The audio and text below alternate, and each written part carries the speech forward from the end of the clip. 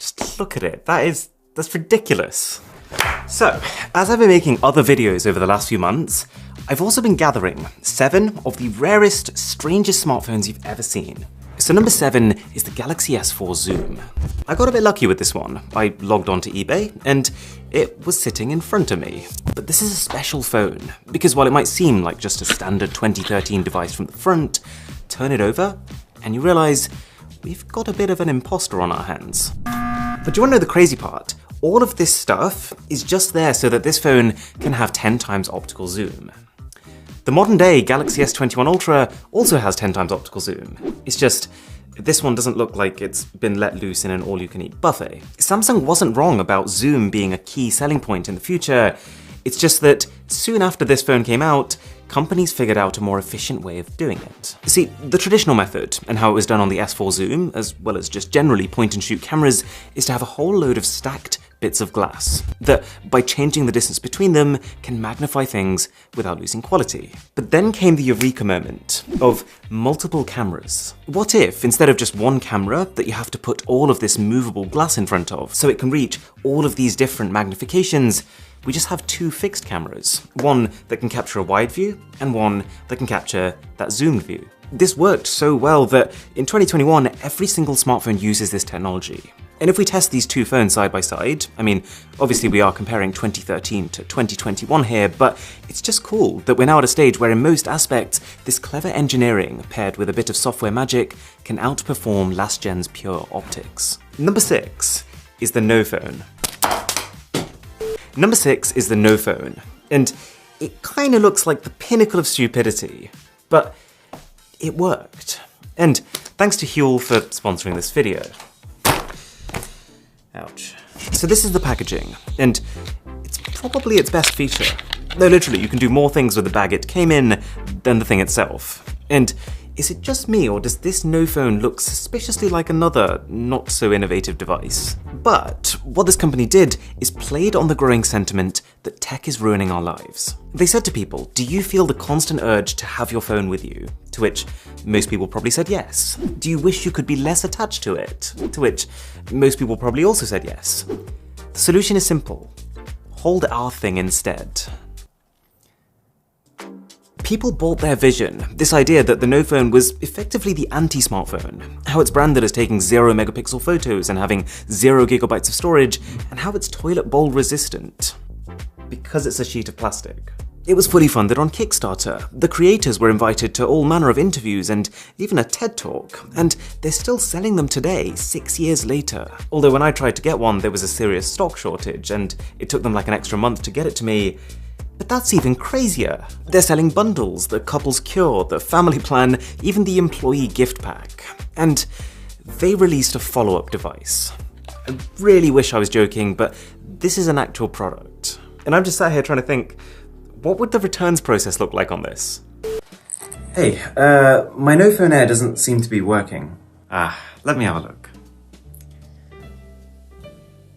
Seems good to me. Okay. I don't really like this phone. Can I just get my money back?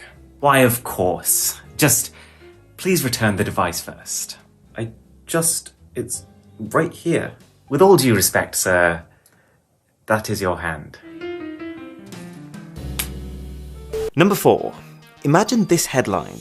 Ex-Apple CEO starts his own phone company. And not just any Apple CEO, this was John Sculley, the guy who kind of replaced Steve Jobs back in the day. And his idea was interesting, that most $200 budget devices at the time were purely functional. They had little to no attention given to hardware design or even software design. So Sculley created the company OB with the goal of producing phones that had that Apple brag factor, that designed in Silicon Valley coolness, but for emerging markets like India and Africa. And just given the fact that Apple has got such a reputation for only doing things when they know they're going to be huge, the sky was the limit here. And I'd even go as far as to say that the presentation was promising. It was a great demonstration of how the company could make something both premium and practically priced. It's just, for a fashion-focused device, it sure does look an awful lot like a toilet seat. The bottom is rounded, the top is flat. It genuinely looks like the company built a rounded phone first, and then realized, wait a second, this just looks like every other phone. Make it different. And I think this kind of mentality is also what led them to a screen that is raised above the rest of the phone. I think the idea was to prevent your fingers resting on the display itself, but yes, this is as impractical as it looks. More fundamentally though, if you're entering a new market with a new product and a new brand, then the one thing that you've got to absolutely make sure you're doing is solving a problem that people are having. Because yes, you could argue they have built a cooler phone for people who like toilets, but for the majority of the markets they were targeting, being visually unique was far from the primary concern.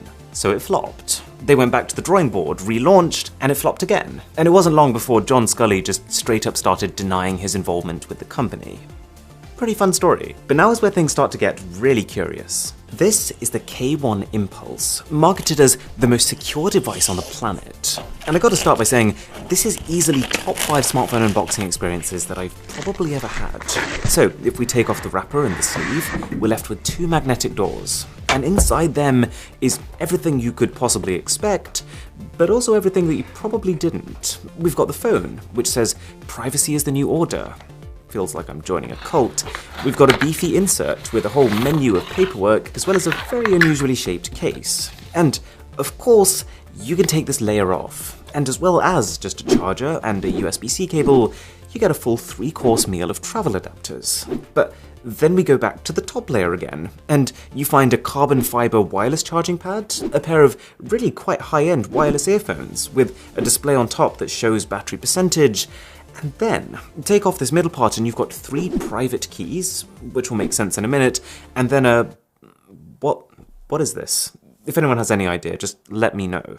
And if you thought it couldn't get any stranger, well, I mean, just look at it.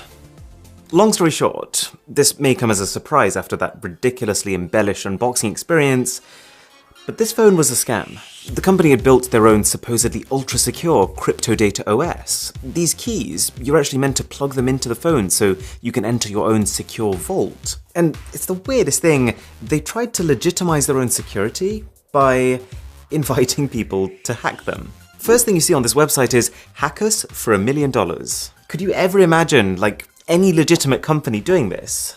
And their number one selling point was that this was the first and only phone to run voice over blockchain protocol, or VOBUP. I mean, if we're all inventing words here, then a sub to the channel would be PUPLEBIB. You've probably heard a fair bit about the blockchain. It's the basis of Bitcoin, but at its core, it's just a decentralized way of storing data so that it doesn't belong to any one single person or company. But the issue with blockchain is that it's just not very well understood by most. So this company basically tried to use that ambiguity to make it seem like it had almost magical properties. They said to people things like, you get unlimited storage for free, because blockchain. Anyways, just before this phone came out, the guys behind it were suspected of a scam involving cryptocurrency. And it was bad timing because all of a sudden people were like, wait a second, is anything they said actually true? And sure enough, under scrutiny it turns out that the private keys were just flash drives. Almost every article covering the launch was a paid article by the company, and in the name of supposed security, most basic smartphone features like Gmail, social media, and even importing contacts did not work. And for everyone who messaged their helpline to try and get some support on this, they either got completely blanked, or they got given a 200-word essay on how these were the necessary precautions needed for VOBUP to work. Also, I'm getting the sinking feeling that what they've actually done here is just bought a cheap phone from China and then stuck this fancy casing around it and made it their own. Because otherwise, why does this look suspiciously like a 3D printed cutout? And why else would it have not one, but 2 sets of bezels? It's very suspicious. And customers soon started to worry that by buying this phone, and by having used it to manage their own cryptocurrency wallets, they'd inadvertently given the company behind this phone full access to their crypto accounts. And so they were worried that this company could effectively steal their money, which they were suspected of in this other scam, and then remotely brick their device with a software update. Pretty scary stuff. Okay, number 2 is rare. So rare that I couldn't find a single unopened one of these on the entire internet. And the only one that I could find literally came delivered to me in a lunchbox. The ultimate in reusable packaging, I guess. It's just a shame that there are no sandwiches included. Welcome to the Turing phone. And I've got to say, apart from the fact that this kind of feels like holding a pair of scissors on the wrong end, I think it looks gorgeous. It's an almost modular aesthetic, with each panel having a slightly different soft-touch matte finish, with one of them just straight-up dragon-scale texture. It's weird that it works, but I think it does work. And the whole thing is apparently built from liquid morphium, which is stronger than steel. But what is it?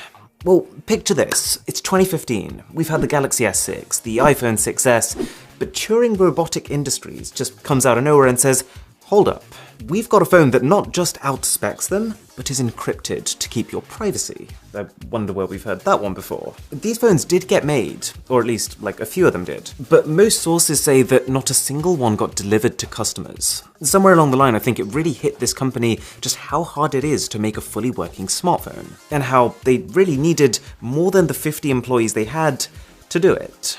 You know, of all markets, I'd be willing to bet that the smartphone market is probably one of the hardest for new companies to enter. It feels like everyone wants a stab at it, but at the same time, 80% of the market is controlled by literally 6 companies. Anyways, where this gets interesting is that after the Turing phone didn't work out, Turing Robotic Industries kind of started to fall into a bit of a downward spiral. They'd lost some of their reputation, so what do? They try to tease an even more extreme phone to stay on people's minds, the Turing Phone Cadenza, with, get this, an IMAX 6K quad camera, a supercapacitor battery paired with a hydrogen fuel cell, and dual Snapdragon 830 chips, which are products that never actually existed. And so when that too inevitably ended up with nothing, they went even crazier. They changed their name to Turing Space Industries and teased something called the Hubble phone with, you know what, it's not even worth going through this spec sheet. It didn't happen. And so the supposed encryption and the liquid morphium that we're getting here, well, I'm having my doubts, but no one's tested it because no one got the phone. If you look at this company's bio, they describe themselves as a mobile technology company which develops technologies based on decentralized authentication methodology using static key exchange with an anonymous key distribution infrastructure. Point is, the one thing to take away from this video is that if a company can't tell you what they're doing for you in simple terms, then there's a pretty good chance that they're trying to hide something. Also, fun fact, I found a Reddit thread from someone